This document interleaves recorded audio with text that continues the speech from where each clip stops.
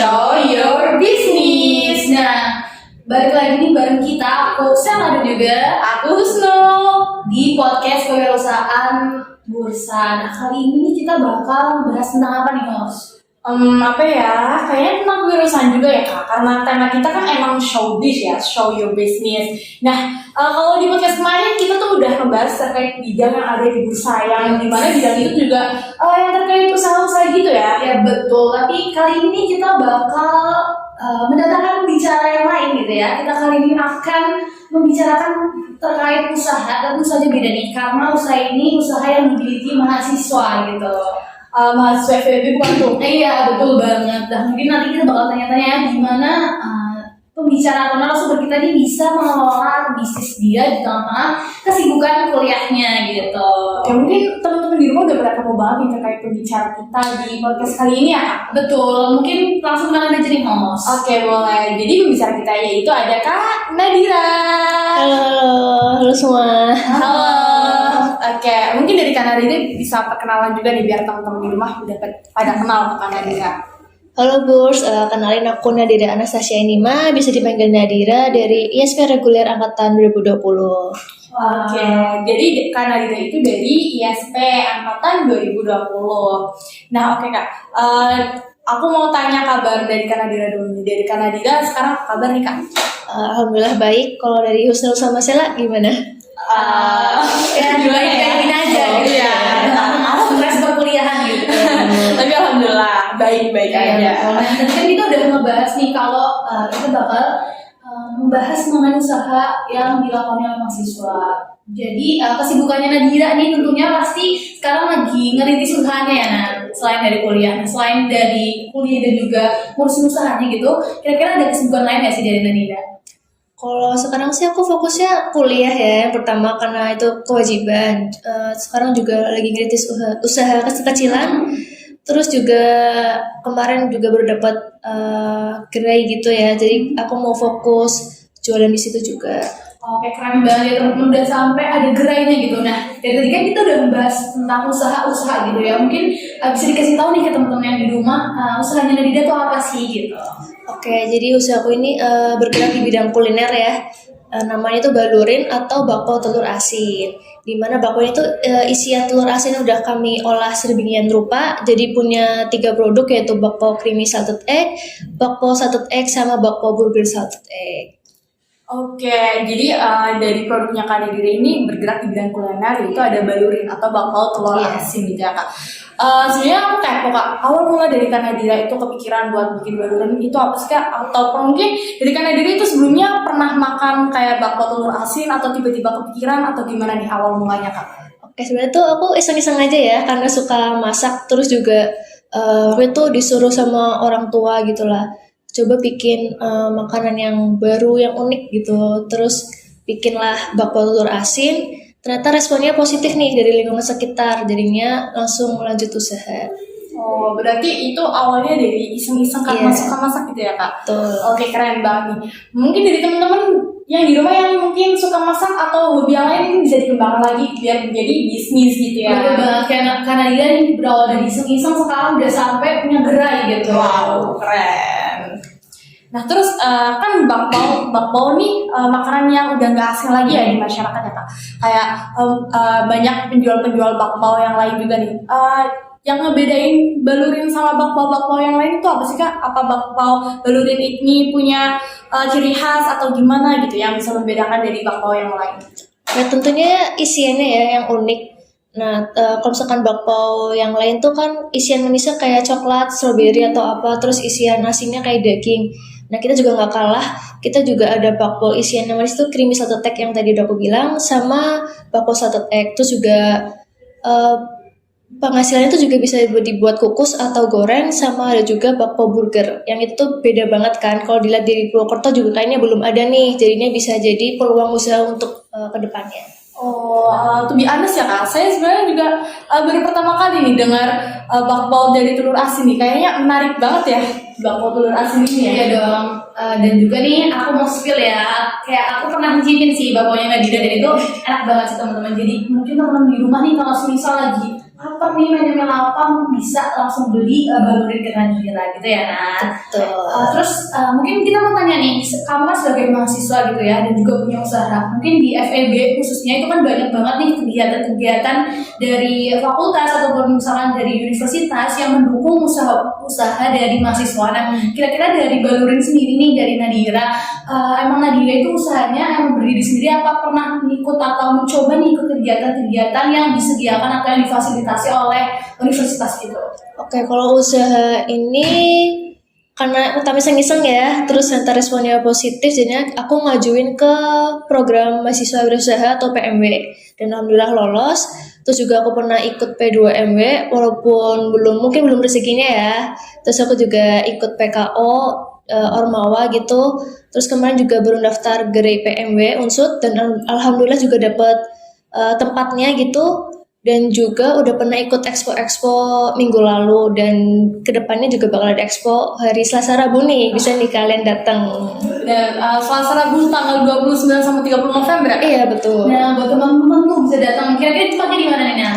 Di lapangan putih FEB Unsud. Nah, tuh teman-teman unsur, apalagi untuk teman-teman FEB yang pengen citi nih Balurin dari Kanadira ya, bisa langsung datang ke lapangan putih di FEB Unsur. Iya, nanti Kanadira bakal buka gerai di situ ya Iya, kan? betul. Oke, ini teman-teman yang kepo Balurin rasanya kayak gimana sih? Atau pengen nyobain? Bisa langsung aja datang ke lapangan putih FEB Unsur tanggal 29 sampai 30 November. Ya, betul banget. Nah, tadi kita udah membahas nih mengenai perjalanan dari Balurinnya. Kita juga udah membahas nih kalau perbedaan apa sih Balurin sama bapak-bapak yang lain gitu ya. Mungkin kan meskipun kita punya diversifikasi produk gitu ya dan produk lain dan juga punya unikan gitu, tapi kan tidak menutup kemungkinan kita harus membentuk strategi marketing yang mungkin bisa kita lakukan biar usaha kita bisa maju gitu. Nah, dari Balurin sendiri ini mungkin bisa di-spill nggak sih strateginya apa gitu?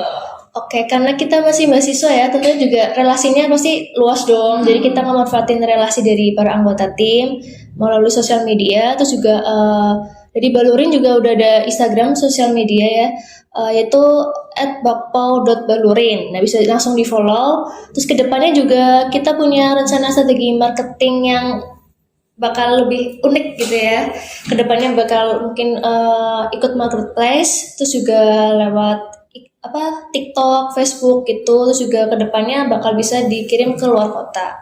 Oke, berarti tadi dari Kanadira kalau Bakpao Balurin ini dibentuk dalam tim gitu ya kan? Itu timnya tuh dari mahasiswa FEB juga atau gimana kan?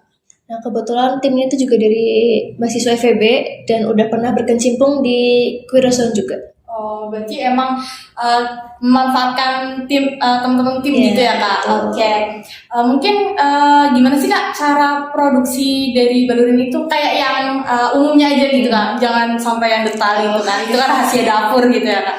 Kalau untuk produksi sih sekarang masih di rumah juga ya, belum ada tempat khusus. Nah, untuk proses produksinya sebenarnya masih sama kayak bakpao pada umumnya. Cuma kita ada ya resep khusus gitu ya, biar gimana sih kita ngolah telur asin tuh biar nggak amis gitu. Oh gitu. Berarti pertama kali ngeproduksi tuh ada try and error-nya gitu nggak kak? Iya benar, nggak bisa langsung nemu yang pas gitu. Gitu. Kalau try and error-nya itu kira-kira sampai berapa lama sih kak? Berapa kali produksi sampai bisa nemuin rasa yang pas gitu? Kalau sepengalaman yang ini Balurin tuh sekitar 3 kali kayaknya deh, akhirnya baru bisa nemuin yang pas sampai sekarang bisa dijual. Wow, keren banget, jadi 3 kali percobaan. Iya betul. Apalagi tim-timnya tuh masih tim-tim mahasiswa gitu ya, cuma udah pro banget gitu. Nah, tadi kan udah dibahas juga kalau tim dari Balurin ini mahasiswa ya tadi ya, teman-teman Nadira juga. Nah, kira-kira dari Nadira dan juga tim ini gimana sih cara bagi waktu atau time manajemen antara usahanya yang dipegang dan juga mungkin perkuliahan gitu. Seperti yang kita tahu kan kuliah banyak banget tugasnya, tugas yang mendadak, tugasnya luar biasa banyak gitu ya, membuat kita gitu. Oke, sebenarnya kalau pedomanku ya, aku itu juga dapat dari pembicara wirausaha waktu itu. Sebenarnya kalau semakin kita produktif tuh, semakin kita bisa bagi waktu. Karena kita udah bisa nge-planning nih hari ini mau lakuin apa aja. Sedangkan kalau misalkan kita nggak ada kesibukan nih, kita pasti bakal males-malesan terus kan. Ternyata kita tahu-tahu udah hari besok aja gitu. Nah, kalau dari aku sebenarnya kalau misalkan ada tugas, itu langsung aku kerjain. Jadi benar-benar mempersiapkan untuk kewajiban dulu gimana biar selesai baru aku megang yang lain. Sedangkan kalau misalkan tim aku selalu ngedata jadwal mereka kayak kalian kuliah kapan aja, terus misalkan ada kegiatan kayak kepanitiaan atau organisasi hari apa aja gitu. Ntar kita cari waktu untuk rapat ataupun produksi. Oh keren banget ya, dari Kanadira ataupun tim-timnya kayak tim manajemennya udah bagus banget gitu. Nah buat teman-teman yang mungkin masih bingung untuk mengatur waktu bisa nih tanya sekalian gitu ya ke Kanadira gitu.